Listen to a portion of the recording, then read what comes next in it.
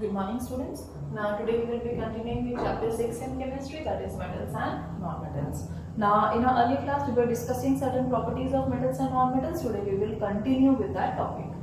Now the next property which we will be discussing is the melting and boiling point.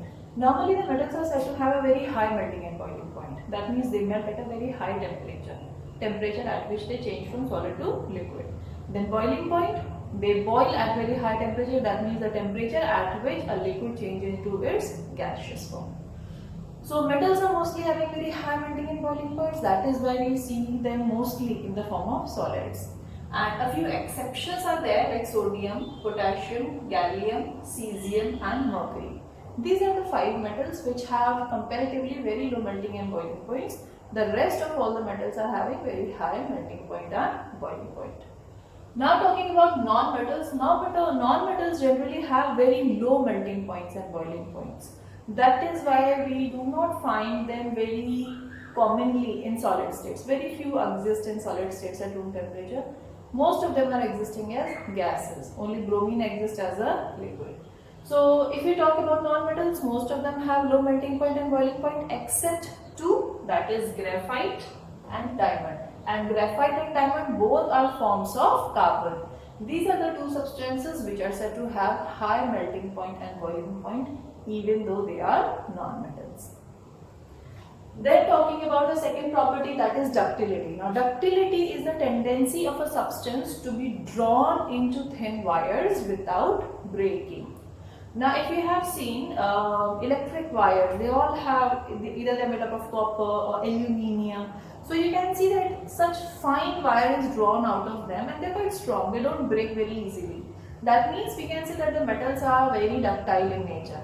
That is why most of the metals are drawn into wires like copper, aluminium, gold, platinum, silver. Now among these metals, gold is normally said to be the most ductile metal. Now there are a bit controversies. Now platinum is, some researchers have shown that platinum might be more ductile than gold, but normally gold is said to be more ductile till now, and gold and platinum actually both are very ductile in nature, or most ductile among all the metals. Then talking about non-metals are not ductile. If you see a carbon, coal, you see a piece of coal, you try to apply some pressure, it will break up. Okay, it is not easy or it is not possible only to draw a wire from a non-metal except carbon. Now carbon fibers can be made through a certain processes and they have a limited ductility. They are very strong, they have a very good tensile strength and they have a certain limited amount of ductility as well. So apart from carbon fiber, no other non-metal shows the ductile nature. Then the third is malleability. Now malleability means when you take a piece of substance and you beat it with a hammer for a long period of time, then it will start converting into thin sheets.